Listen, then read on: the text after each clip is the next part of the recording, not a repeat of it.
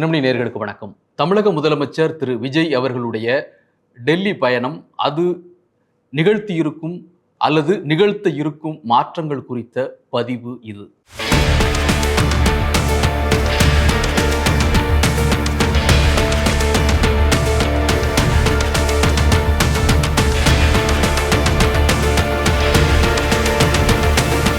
தமிழக முதலமைச்சர் திரு விஜய் அவர்கள் டெல்லி பயணம் அப்படிங்கிற அந்த ஒரு தகவல் வந்த உடனே இந்த முறை எந்த மாதிரியான அரசியல் நகர்வுகள் இருக்கக்கூடும் அப்படிங்கிற ஒரு எதிர்பார்ப்பு இருந்தது.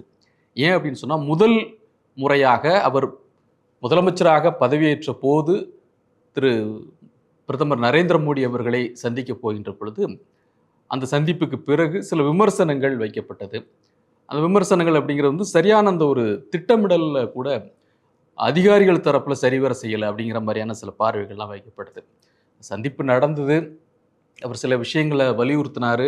அதை தாண்டி சில ஏற்பாடுகள் அப்படிங்கிற அளவில் சில விஷயங்கள் சரிவர செய்யலைங்கிற ஒரு குறை அங்கு சொல்லப்படுது. அதற்கான சில விளக்கங்கள் அஃபீஷியலாக வராட்டா கூட சொல்லுகின்ற பொழுது என்னென்ன மாதிரியான சில பிரச்சனைகள் இருந்ததுங்கிறத சில காரணங்கள் அதில் சொல்லப்படுச்சு. இந்த முறை இரண்டாவது முறையாக திரு விஜய் அவர்கள் டெல்லிக்கு பயணம் பண்ணிட்டார். அதாவது இந்த பயணம் முக்கியத்துவம் வாய்ந்த ஒரு பயணமாக கருதப்படுவதற்கு காரணம் எப்படின்னு பார்த்தீங்கன்னா, நிதி ஆயோக்கினுடைய கூட்டம். இந்த கூட்டத்தில் வந்து முதலமைச்சர்கள் கலந்து கொண்டு பேசுவது, ஒரு பிரதமரோடு உரையாடுவது, நிதி சம்பந்தமான பல்வேறு விஷயங்களை ஆலோசனை செய்வது அப்படிங்கிறது வந்து வழக்கமான ஒன்று. இந்த கூட்டத்தில் தமிழகத்திற்கான அந்த தேவைகள் குறித்து விரிவாக பேசுவதற்கான வாய்ப்பு அல்லது அந்த விஷயங்களை நேரடியாக கொண்டு செல்வதற்கான ஒரு முக்கியமான வாய்ப்பாக இந்த கூட்டம் வந்து கருதப்படுகிறது. இந்த கூட்டத்தில் அவர் பேசின விஷயங்கள் குறித்து நிறைய செய்திகள் நம்ம இன்னைக்கு வந்து பார்த்துருக்குறோம். முக்கியமாக அவர் மத்திய அரசுக்கு தன்னுடைய ஆக்கப்பூர்வமான ஒத்துழைப்பு எப்போதும் தமிழ்நாடு மாநிலத்தில் சார்பாக இருக்கும் அப்படிங்கிற ஒரு விஷயத்தை கோடிட்டு காமிச்சு என்னென்ன தேவைகள் நம்ம பார்த்துருக்கோம். இன்னைக்கு செய்திகளில் பார்க்குறோம். அவர் கேட்ட அந்த உள்கட்டமைப்பு வசதிகளுக்கான நிதி உதவி ஆகட்டும் அல்லது கல்வி நிதி உதவி எந்த நிபந்தனைகளும் இன்றி கிட்டத்தட்ட 3000 கோடிக்கு மேலே தர வேண்டி இருக்கிறது மத்திய அரசிலிருந்து, அது இன்னும் வரவில்லை அப்படிங்கிற அந்த கோரிக்கையாகட்டும், கோவைக்கு எய்ம்ஸ் கேட்பதாகட்டும், இந்த மாதிரியான பல்வேறு விஷயங்கள் நாம் செய்திகளில் விரிவாக பார்த்துருக்குறோம். அப்போது இந்த கூட்டத்தை பொறுத்தளவில் என்னென்ன விஷயங்கள் தேவை, நிதி ஆதாரம் சம்பந்தமான விஷயங்கள், நிதி சம்பந்தமான விஷயங்கள் என்னென்ன தேவை அப்படிங்கிறத வந்து அவர் தெளிவாக அங்கே கோடிட்டு காமித்திருக்கிறார் அப்படிங்கிறதுல மாற்று கருத்து இல்லை. ஸோ இந்த கூட்டத்தில் கலந்து கொள்வது குறித்து கூட பல்வேறு விஷயங்கள் வைக்கப்படுது.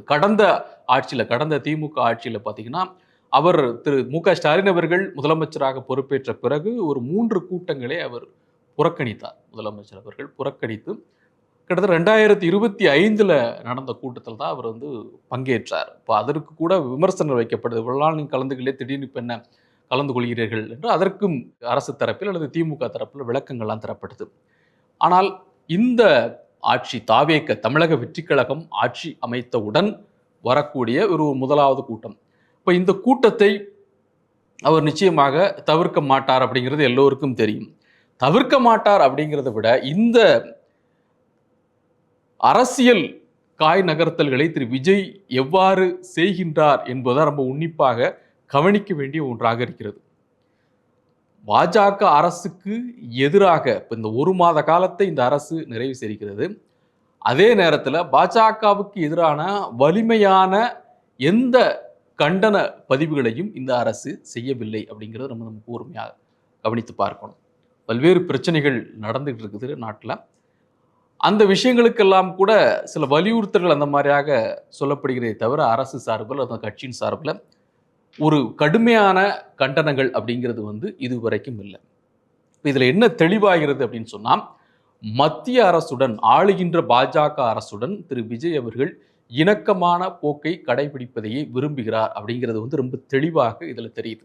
தன்னுடைய உரையிலும் கூட மத்திய அரசுக்கு ஆக்கப்பூர்வமான ஒத்துழைப்பை நாங்கள் வழங்குவோம்னு அவர் ரொம்ப வெளிப்படையாக சொல்வதை மூலமாகவும் நம்ம இதை புரிந்து கொள்ள முடியும். சில நடவடிக்கைகளும் அதை அப்படி தான் காமிக்குது.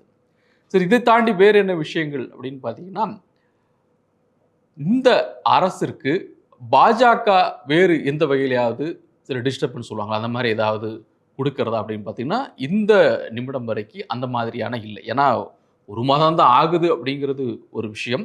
அதை தாண்டி அவர்கள் பாஜகவை பொறுத்தளவில் இந்த ஆட்சி மாற்றம் அப்படிங்கிற நிகழ்ந்ததில் அவர்களும் ஒரு வகையில் மகிழ்ச்சியாக இருக்கிறார்கள் அப்படிங்கிறது தான் ஒரு தகவலாக இருக்கிறது. அப்போ திரு விஜய் அவர்கள் என்ன பண்ணுகிறார், முதல் முறை அந்த டெல்லி பயணம் சில விமர்சனங்களை தருது. அப்போ இரண்டாவது முறை மிக சரியாக அவர்கள் திட்டமிடுகிறார்கள். இந்த பயணத்தில் இந்த நிதி ஆயோக் கூட்டம் முடிந்த பிறகு கூட பிரதமரோடு ஒரு தனியான சந்திப்பையும் நிகழ்த்தி அவர் பேசியிருக்கிறார். முக்கியமான சில கோரிக்கைகளை வலியுறுத்தியிருக்கிறார் அப்படிங்கிறது ரொம்ப கவனிக்க வேண்டிய ஒன்று.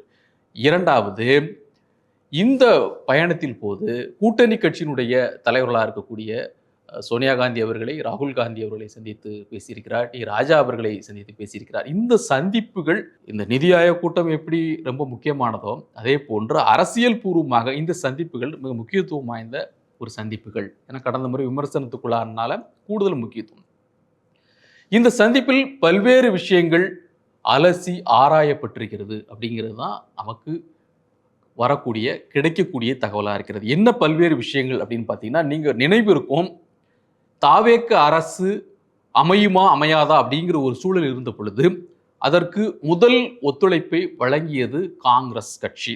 இந்த காங்கிரஸ் கட்சியினுடைய அன்றைக்கு வெளிவந்த நீங்கள் அந்த அறிக்கையை எடுத்து பார்த்தீங்கன்னா, அவர்கள் தெளிவாக சொன்னார்கள், இந்த அரசு அமைவதற்கு நாங்கள் ஒத்துழைப்பதோடு மட்டுமல்லாமல் அடுத்து வரக்கூடிய நாடாளுமன்ற தேர்தலாகட்டும் அல்லது உள்ளாட்சி தேர்தலாகட்டும் அடுத்த தேர்தல்களிலும் தாவேக்கவுடன் தமிழக வெற்றிக் கழகத்தோடு இணைந்து காங்கிரஸ் கூட்டணி வைத்து போட்டியிடும் அப்படிங்கிற ஒரு விஷயத்தை அவங்க குறிப்பிட்டிருந்தாங்க. எனவே இந்த சந்திப்பிலும் அதை உறுதிப்படுத்தும் விதமான விஷயங்களை திரு ராகுல் காந்தியோடு அவர் பகிர்ந்து கொண்டிருக்கிறார் அப்படிங்கிறது ரொம்ப முக்கியமானது.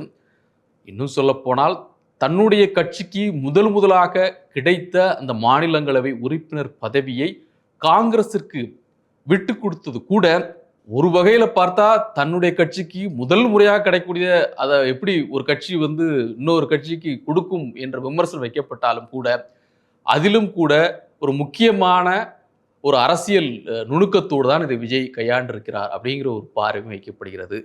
பாஜக ஆட்சி உள்ள இருக்கக்கூடிய அந்த இடத்துல தன்னுடைய துவக்க காலத்துல நாடாளுமன்ற அவைக்குள்ள இருந்து சில முக்கியமான முடிவுகள் மசோதா அந்த மாதிரி வருகின்ற பொழுது தாங்கள் நிலைப்பாடை வெளிப்படையாக தெரிவிக்க தாவேக்க விரும்பவில்லை. கொஞ்சம் அப்படி கொஞ்சம் தள்ளி போகின்ற பொழுது, மாதங்களை கடக்கின்ற பொழுது அல்லது வருடம் ஆகின்ற பொழுதும் பார்த்து கொள்ளலாம். இப்போதைக்கு நம்ம துவக்க நிலையில் இருக்கிறோம், அதனால இப்போதைக்கு நம்ம எந்த விதமான டிசிஷனும் எடுக்க வேண்டாம் அப்படிங்கிற ஒரு முடிவாக கூட இது கருதப்படுகிறது. அதை தாண்டி தமிழ்நாட்டு அரசியலை பொறுத்தளவில் இந்த சந்திப்புகள்லாம் நிகழ்ந்த பிறகு கூட கம்யூனிஸ்ட் கட்சியிலிருந்து பல்வேறு விஷயங்கள் வெளிப்படையாக பேசப்படுகிறது. குறிப்பாக இந்திய கம்யூனிஸ்ட் கட்சியினுடைய செயலாளர் திரு வீரபாண்டியன் அவர்கள் திமுக கூட்டணியில் இடம்பெறவில்லை அப்படிங்கிறத அவர் தெளிவுபடுத்திருக்கார். மார்க்சிஸ்ட் கம்யூனிஸ்ட் ஏற்கனவே சொல்லியிருக்குது. மற்ற 2 கட்சிகள் திமுக அணியில் இருந்தவர்கள் ஆட்சியிலே அதிகாரத்தை பங்கெடுத்ததன் மூலமாக இயல்பாக அந்த கூட்டணியிலிருந்து அவர்கள் சொல்லியிருக்காங்க. சொல்லலைங்கிறத தாண்டி ஆட்சி அதிகாரத்தில் அவர்கள் பங்கெடுத்து விட்டார்கள் என்று சொன்னாலே ஏற்கனவே முன்பு இருந்த கூட்டணியில் அவர்கள் இல்லை என்ற பொருளாகிறது. எனவே இந்த சந்திப்புகள் பல்வேறு விஷயங்களை தெளிவுபடுத்தக்கூடிய ஒன்றாக, அப்போ இங்க அணி என்பது தாவேக்க தலைமையிலான அணி தமிழ்நாட்டில் அப்படிங்கிறது ஒரு வலுப்பற்ற அணியாக உருவாக்க வேண்டும் என்பதில் திரு விஜய் தெளிவாக இருக்கிறார். அதை இன்னும் வலுப்படுத்தும் விதமாக அந்த சந்திப்பிலே பல்வேறு விஷயங்கள் பேசப்பட்டிருக்கின்றன. அப்போ நேஷனல் லெவலில் பார்க்கின்ற பொழுது தாவேக்கவிற்கு இந்த இந்தியா கூட்டணியில் அழைப்பு விடுக்கப்படுமா அல்லது அழைப்பு விடுக்கப்பட்டதா அப்படின்லாம் சில விஷயங்கள் பேசப்பட்ட போது கூட அதையும் அவர்கள் கவனமாக கடந்து சென்றார்கள். இப்போதைக்கு அந்த எந்த விதமான முடிவையும் அவர்கள் எடுக்கவில்லை. அதாவது நாங்கள் இந்தியா கூட்டணிக்குள்ளே வரப்போகிறோம் அப்படிங்கிற ஒரு விஷயத்தையும் அவங்க எங்கேயும் சொல்லலை, அதே நேரத்தில் வரவில்லை அப்படிங்கிறதையும் அவங்க சொல்லலை. இதுலேயும் அவர்கள் ஒரு சேஃப் ஜோனில் தான் தாவேக்க இப்பொழுது பணியாற்றி கொண்டிருக்கிறது. நீங்கள் ஒட்டுமொத்தமாக எடுத்து பார்க்கின்ற பொழுது இந்த டெல்லி பயணமாகட்டும் அல்லது இங்கு நடக்கக்கூடிய பல்வேறு விஷயங்களாகட்டும், தமிழக அரசியல் நடக்கக்கூடிய பல்வேறு விஷயங்களாகட்டும், தமிழக வெற்றி கழகத்தை பொறுத்தளவில் அல்லது திரு விஜய் அவர்களை பொறுத்தளவில் மிக பொறுமையாக சில விஷயங்களை கையாள வேண்டும் என்பதில் மிக உறுதியாக இருப்பதை நாம் பார்க்க முடிகிறது. ஏதேனும் அவசரப்பட்டு சில முடிவுகளை எடுக்கின்ற பொழுது அது பாதிப்புகளை எதிர்காலத்தில் ஏற்படுத்தக்கூடும், இந்த ஆட்சிக்கு பல்வேறு இடையூறுகளை ஏற்படுத்தக்கூடும் என்பதால் அவர் ஒவ்வொரு அடியையும் மிக கவனமாக எடுத்து வைக்கின்றார். பாஜகவோடு மோதல் போக்கை அவர் கடைபிடிக்கலை, காங்கிரஸோடு மிக கடும் விமர்சனங்களை திமுக முன்வைத்துக் கொண்டிருக்கிறது. அது ஒரு வகையில தாவேக்க காங்கிரசினுடைய இன்னும் நெருக்கத்திற்கு அது வழிவகுத்திருக்கு அப்படின்னு பார்க்கணும். அப்போ காங்கிரஸோடு அவர் இணக்கமாக இருந்தாலும் கூட பாஜகவோடு பகைமை உணர்வையும் அவர் பாராட்ட விரும்பவில்லை என்பதுதான் ரொம்ப தெளிவாகிறது. எனவே ஒவ்வொரு அடியாக அடுத்தடுத்த நிகழ்வுகள் அல்லது அரசியல் சம்பவங்கள் அல்லது அரசியல் நகர்வு நடக்கும் போது தாவேக்க என்ன பண்ண போகுது, தாவேக்கனுடைய நிலைப்பாடு என்ன அப்படிங்கிறத சொன்னால் போதும். அதற்கு இடையில எந்த விதமான வெளிப்படையான கருத்துக்களையும் சொல்வதற்கு தேவையில்லை என்று முடிவெடுத்து அவர்கள் நகர்ந்து கொண்டிருக்கிறார்கள். மிக முக்கியமாக தமிழ்நாட்டினுடைய நிதி நிலைமை சார்ந்து பல்வேறு விஷயங்கள் வைக்கப்படக்கூடிய இந்த நேரத்தில் மத்திய அரசுடன் ஒரு இணக்கமான போக்கை கடைபிடிப்பதன் மூலமாக மட்டுமே அந்த நிதி ஆதாரங்களை பெற முடியும், பல்வேறு விஷயங்களை சமாளிக்க முடியும். வாக்குறுதிகள் நிறைய கொடுத்துருக்கிறாங்க தமிழக வெற்றி கழகம். அதைவெல்லாம் நிறைவேற்றுவது என்பது இப்போது இருக்கக்கூடிய நிதி ஆதாரங்களை வைத்து நிறைவேற்றுவது என்பது இயலாத காரியம். இப்போ இதெல்லாம் சரியாக நடக்கணும் அப்படின்னு சொன்னால் இந்த விஷயங்கள், இந்த இணக்கமான போக்கு என்பது தேவையாக இருக்கிறது. அதனால் ரொம்ப மிகப்பெரிய அளவில் வெடிக்கக்கூடிய ஒரு பிரச்சனை வந்துச்சுன்னா நமக்கு அதை எதிர்வினை ஆற்றுவோம் மத்திய அரசுலேருந்து ஒரு விஷயம். அது இல்லாத பட்சத்தில் இப்போது இருக்கக்கூடிய இந்த நிலையை அவர்கள் தொடர்வோம். காங்கிரஸோடு நாம் நட்பு பாராட்டுவது பாஜக பிடிக்காது என்றாலும் கூட அரசு ரீதியான விஷயங்களை எடுத்து செல்வதில் நம்ம இந்த நிலைப்பாடை தொடர்வோம் என்று அவர்கள் முடிவெடுத்திருக்கிறார்கள். அதற்கான காய் நகர்த்தல்கள் நம்ம சொல்வது சந்திப்புகள், அதன் மூலமாக வெளிப்பட்ட சில பேச்சுக்கள், அங்கு கிடைத்த உறுதிப்பாடுகள், இவற்றையெல்லாம் தொகுத்து நம்ம ஒரு பார்வையாக சொல்ல. எனவே அவர்கள் இந்த முடிவை எடுத்திருக்கிறார்கள். இந்த முடிவு தான் இனி அடுத்தடுத்த நாட்களிலும் அது அடிமேல் மெதுவாக செல்லக்கூடிய அந்த போக்கு தொடரும் என்றுதான் நாம் எதிர்பார்க்கிறோம். மீண்டும் சந்திப்போம். நன்றி.